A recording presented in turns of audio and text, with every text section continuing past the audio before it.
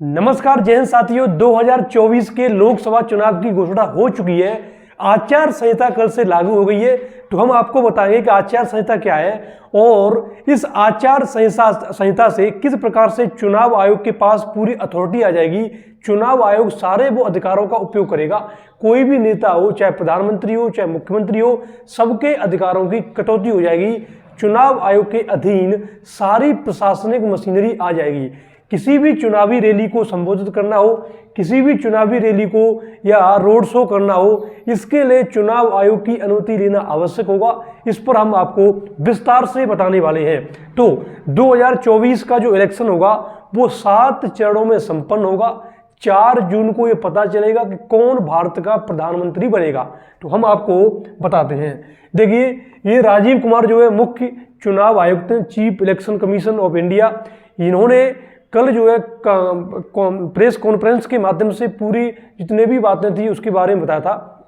और अभी चुनाव आयोग बेसिकली बहुनिकाय है, बहुसदस्यीय निकाय है। इसमें 3 जो है टोटल मेंबर होते हैं, एक चीफ इलेक्शन कमीशन और दूसरे मुख्य अन्य चुनाव आयुक्त। तो इस प्रकार से इन्होंने कल जो है चुनावों की घोषणा कर दी है।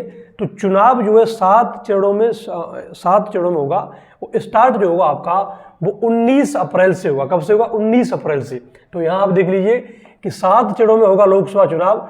4 जून को मतगणना होगी और 19 अप्रैल से 1 जून तक चुनाव आपका चलेगा। लगभग 97 करोड़ मतदाता हैं। ये ध्यान रखिएगा कि टोटल अगर हम बात करें, कुछ देशों की टोटल जनसंख्या इतनी नहीं है जितने कि भारत के मतदाता 2024 में इलेक्शन में भाग लेंगे। तो ये बहुत बड़ा पर्व है, ये लोकतंत्र का सबसे बड़ा पर्व है। और हमारे चुनाव आयोग को लेकर के अगर हम बात करें तो वो सशक्त बॉडी है। अभी बताएंगे आपको कि इसके पास कितनी अथॉरिटीज है, इतनी ज़्यादा अधिकार दिए संविधान ने कि अगर प्रधानमंत्री भी कोई गलती करता है, आचार संहिता को उल्लंघन करते हैं, तो उनको भी ये दंडित कर सकता है। इतनी अधिक इसके पास पावर है। तो ये पूरा जो चुनाव आयोग है हमारा, ये दुनिया हमसे सीखती है, भारतीय लोकतंत्र के बारे में जानती है।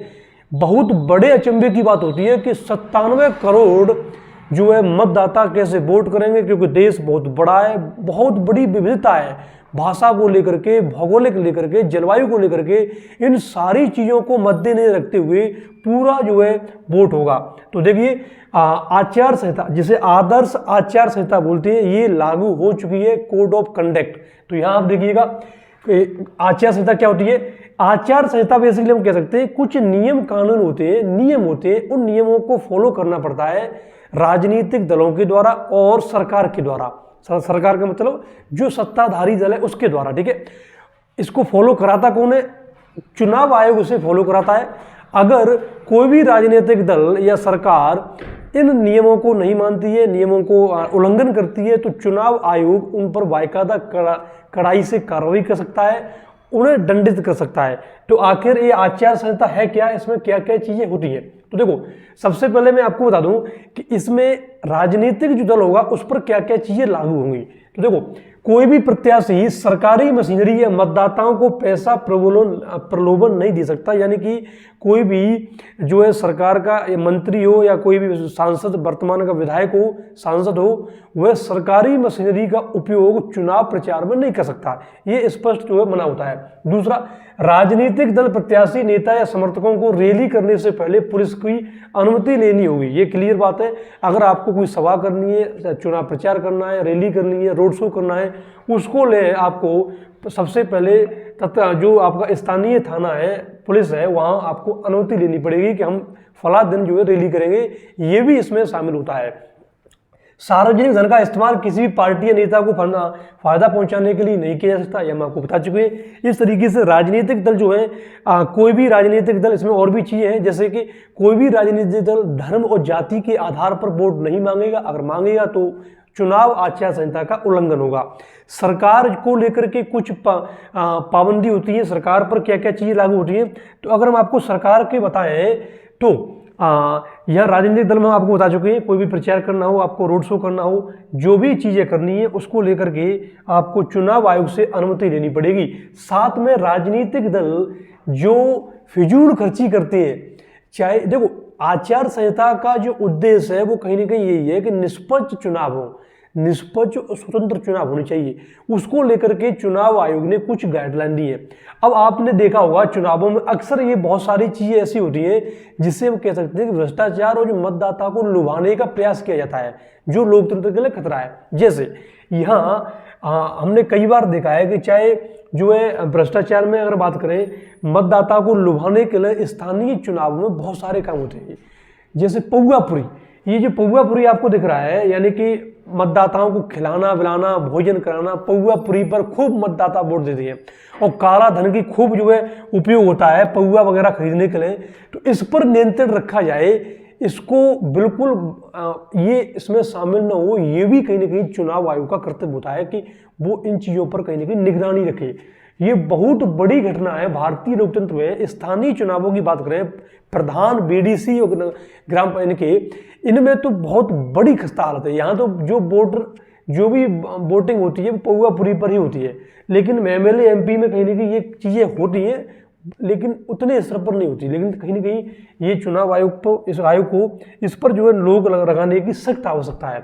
अब हम आपको बताएं कि सरकार क्या क्या चीज़ें कर सकती है, क्या क्या नहीं कर सकती है।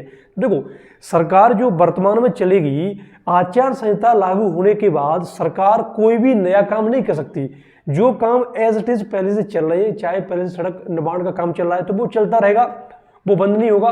कोई पुल का निर्माण हो, बिजली का काम हो, पानी का फिटिंग का काम हो, कोई भी ढांचागत विकास का काम हो, वो पहले से जो चल रहा है वो एज इट इज चलेगा, उस पर कोई भी पाबंदी नहीं होगी, ठीक है। लेकिन सरकार कोई भी नया काम स्टार्ट नहीं करेगी आचार संहिता लागू होने के बाद।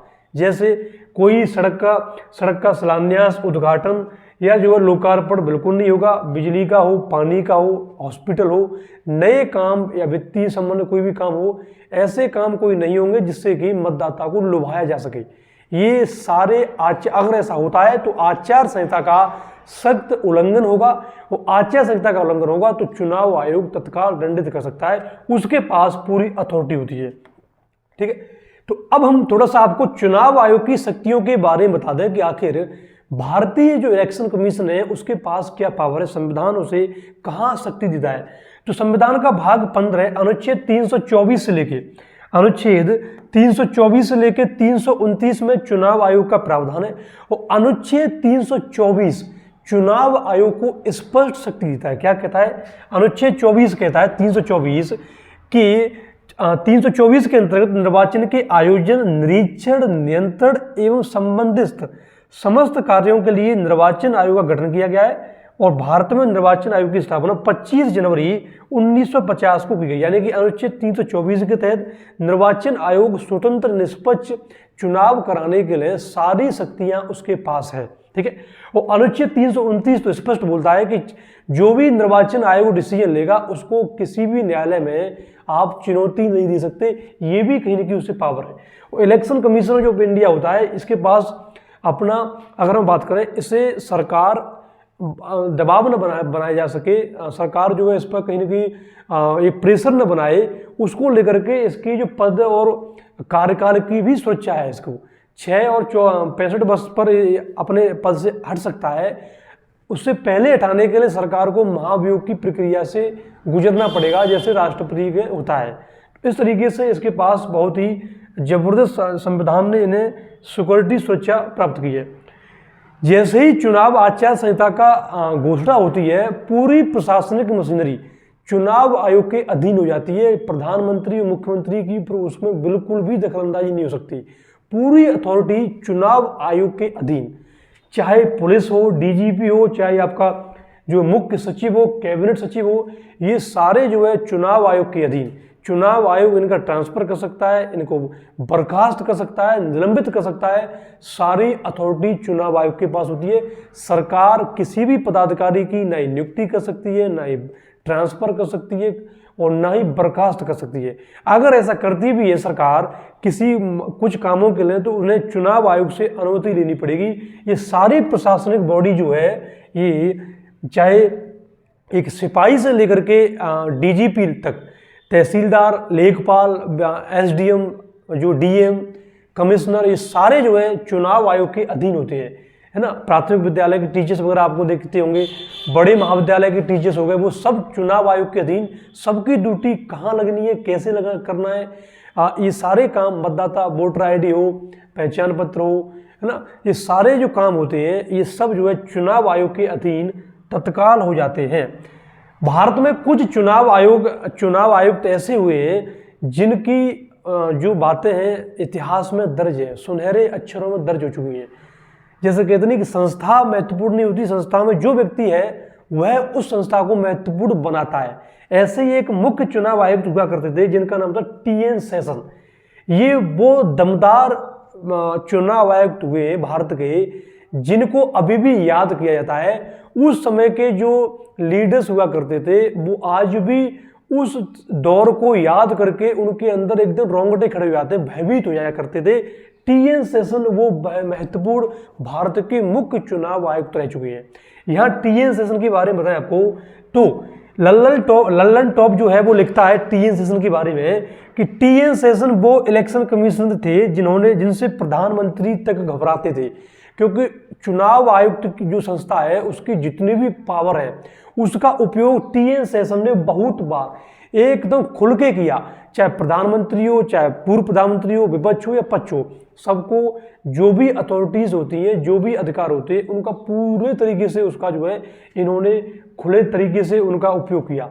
अभी वर्तमान में क्या होता है कि कभी कभी इलेक्शन कमीशन, कल प्रेस कॉन्फ्रेंस हो रही थी तो उसमें एक पत्रकार ने पूछा भी था कि आप जो है जब प्रधानमंत्री हो या गृह मंत्री हो तो आप जब वो इन गाइडलाइन का जो दुरुपयोग करते हैं या फॉलो नहीं करते हैं तो आप उन पर जो है कम एक्शन लेते हैं, और राहुल बाबा पर आप जा रहे थे, राहुल गांधी पर यानी विपक्षी पर, तो उनका जवाब ऐसे ही था, कोई खास नहीं था।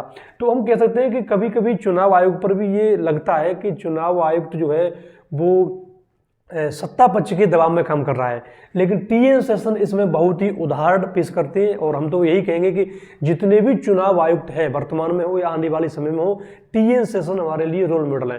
टी.एन. शेषन केवल चुनावी क्षेत्र में रोल मॉडल नहीं होनी चाहिए, हर एक क्षेत्र में होनी चाहिए। अपनी ड्यूटीज और कर्तव्यों को इस तरीके से निभाने चाहिए कि एकदम मिसाल बन जाए, है ना, चाहे किसी भी सरकारी पद पर हो, प्राइवेट पद पर हो या कोई भी ड्यूटीज करें, टी.एन. शेषन हमारे लिए बहुत ही एक आदर्श व्यक्ति हो सकते हैं, जो कि 1991 से लेके ये 1990 से लेके 1996 तक भारत के मुख्य चुनाव आयुक्त रह चुके थे। ठीक है, तो इस तरीके से आचार संहिता लागू होगी। 4 जून को आपको पता चल जाएगा आपका प्रधानमंत्री कौन होगा देश का।